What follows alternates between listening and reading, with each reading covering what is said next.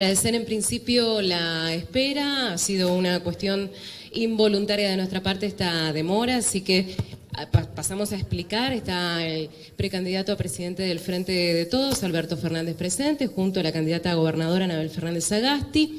Vamos a ir respondiendo las preguntas a medida que pasemos el micrófono y lo voy a ir pasando a medida que levanten la mano. Pedimos una sola per la pregunta, tengo ya el primero.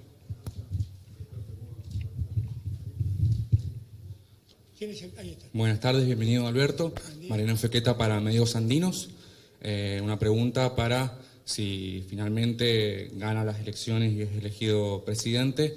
¿Cuáles serían las medidas urgentes que piensa que debería tomar frente al gobierno nacional una vez asumido su cargo? Esa es una pregunta muy difícil, siempre les digo lo mismo. Es muy difícil porque no sé qué va a dejar Macri de Argentina. Esta es la realidad. Nosotros estamos fuertemente condicionados por una deuda impresionante que Macri ha tomado, no muy distinta a la deuda que se ha tomado aquí en Mendoza, y esas deudas condicionan mucho el desarrollo de las economías, tanto a nivel nacional como a nivel provincial, porque son obligaciones que gobiernos constitucionales asumieron y que pagarlas significan, en un momento de retracción económica como la que vivimos, un serio problema. Ahora, yo suelo decir que lo primero que tenemos que pensar es que Macri cuando llegó es como que apagó la economía. La apagó. Piensen ustedes en entrar acá y bajar una perilla para que todo esto se apague. ¿En qué se manifiesta ese apagón de la economía? Se manifiesta en que hace 3 años y medio que el consumo se cae, hace años que la Argentina está cayendo. Piensen ustedes que en el primer trimestre el Producto Bruto Argentino ha caído 5.8, casi 6 puntos de caída del Producto Bruto. Lo que tenemos que hacer cuando volvamos es volver a aprender la economía. Volver a aprender la economía es volver a aprender el consumo, volver a aprender la producción, que no para de caer. Estamos en un promedio en el último año de 5 puntos de caída de la actividad industrial mensual, promedio. Todo eso hay que darlo vuelta rápidamente. Y esa creo que es la mayor urgencia que tenemos, porque si nosotros no ponemos en marcha la economía, vamos a seguir con problemas en la producción, vamos a seguir con problemas en el trabajo, vamos a profundizar el desempleo y vamos a generalizar aún más la pobreza. Y la verdad no podemos estar tranquilos con esto. Y si encima, con fines electorales, están promoviendo acuerdos internacionales tan nocivos para la economía argentina, se dan cuenta que el escenario todavía es muy complejo. Marco todo esto porque es la tendencia que tienen muchos de ustedes. Preguntar cuáles son las 3 primeras medidas que usted va a tomar. No sé el país que va a dejar Macri, esta es la verdad. Y esto hay que tenerlo en cuenta. Y como soy alguien serio, no me gusta mentir y quiero ser responsable, les digo, necesitamos ver qué nos queda después de Macri. Gracias. ¿Cómo le va, Alberto? Aquí, acá. Juan Burba, del Despertador de la Valle. Buen día, Juan. ¿Cómo le va? En este sentido, parecido a lo que decía recién, pero puntualmente en el sector de la agricultura familiar, el actual gobierno nacional ha prácticamente desguazado todo lo que tiene que ver con políticas públicas para la agricultura familiar campesina e indígena. ¿Cómo ve la situación del sector y si es posible una recuperación y con qué medidas en adelante? Bueno, es que todo tiene una misma lógica. Lo que le ha pasado a la agricultura familiar, honestamente, no es muy distinto a lo que le pasa al productor de peras, de manzanas, que, aunque no sea necesariamente agricultura familiar, sino que tengan mayor dimensión, chacareros y demás, enfrentan un enorme problema, un inmenso problema. El problema del gobierno nacional para preservar eso que tiene mucho que ver con las economías regionales. En el fondo todo esto pasa porque el gobierno nacional no es un gobierno federal, es un gobierno, yo soy porteño y lo digo desde esta libertad que me doy, es un gobierno nacido de las entrañas de la ciudad de Buenos Aires, absolutamente acostumbrado a la riqueza de la ciudad más rica de la Argentina, la ciudad de Buenos Aires, y absolutamente desatento a los problemas del interior del país. Y entonces, todos estos problemas tienen que ver también con esa mirada del gobierno nacional absolutamente unitaria, centralista de Buenos Aires, que hay que revertirla. Porque todo esto pasa porque no les preocupa lo que pasa fuera de la General Paz. Ellos creen que la Argentina termina en General Paz. Porque para ellos el crecimiento es la especulación financiera y toda la especulación financiera se desarrolla en la ciudad de Buenos Aires. Es eso. Pero eso también hay que cambiarlo de cuajo.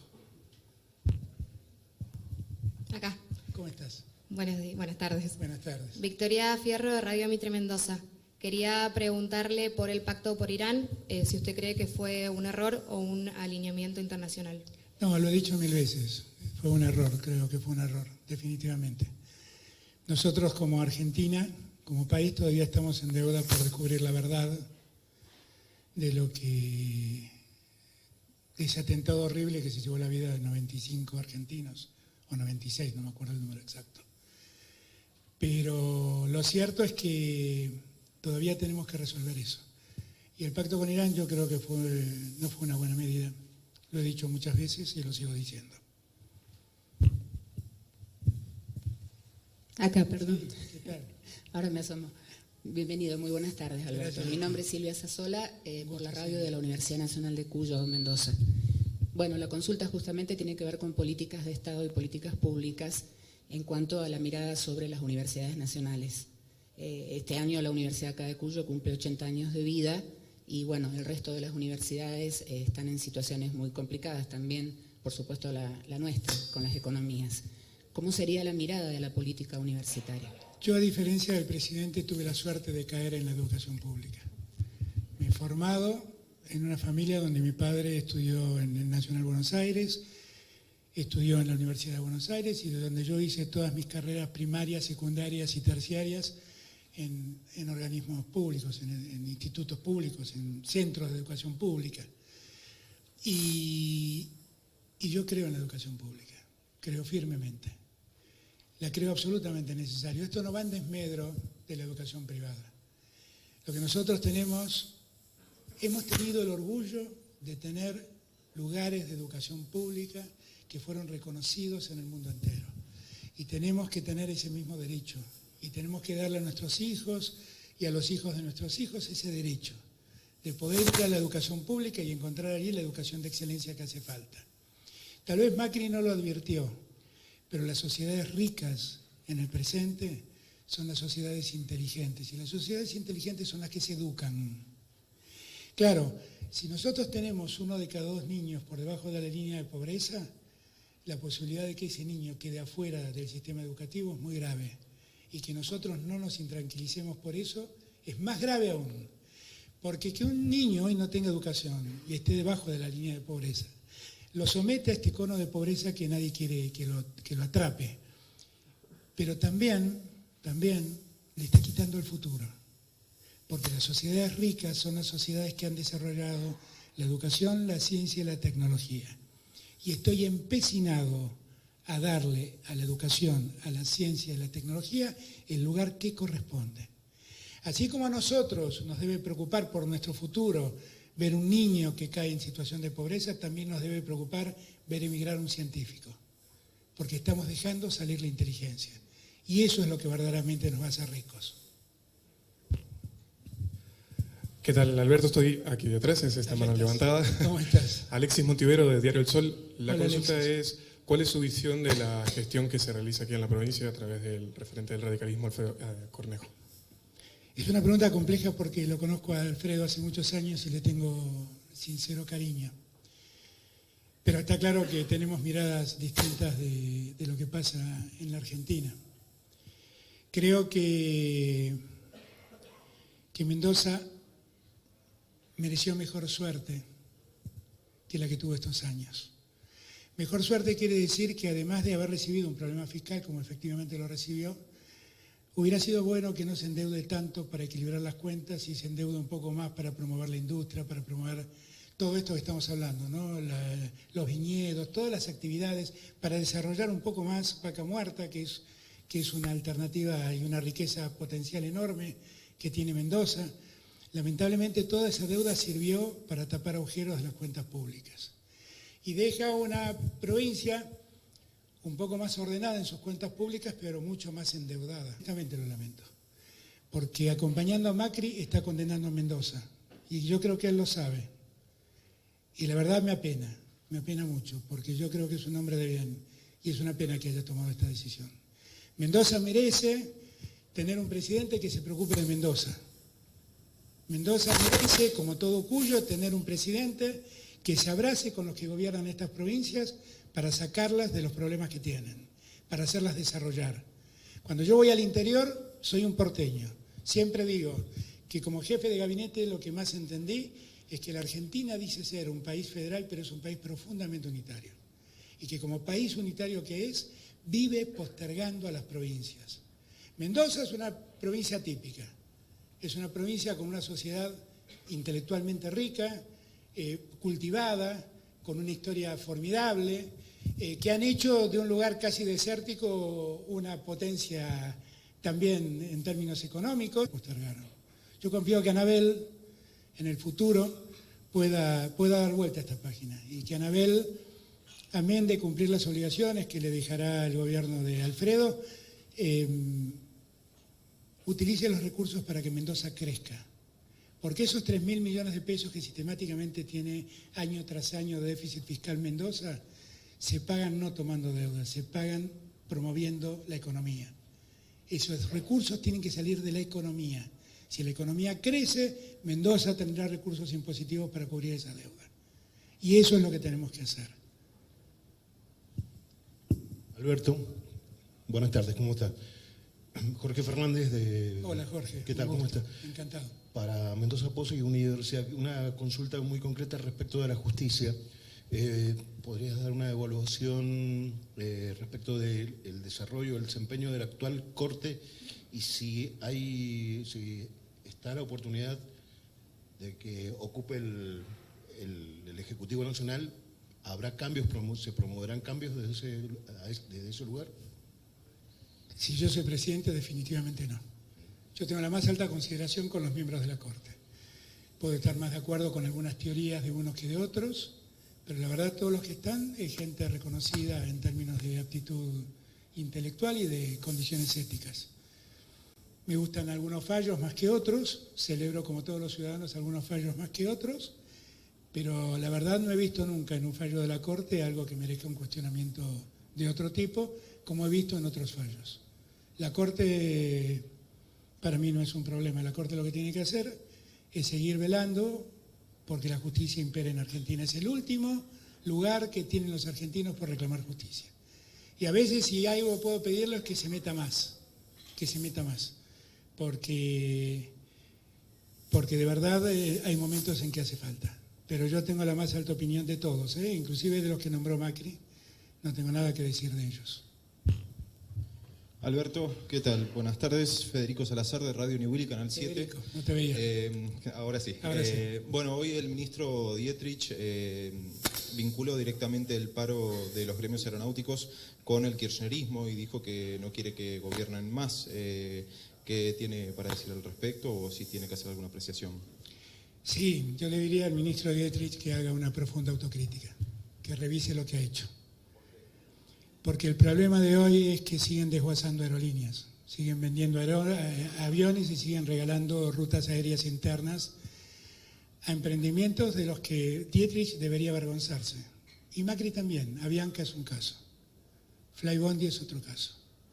Son proyectos de los que deberían avergonzarse porque han precarizado el sistema de vuelos en la Argentina.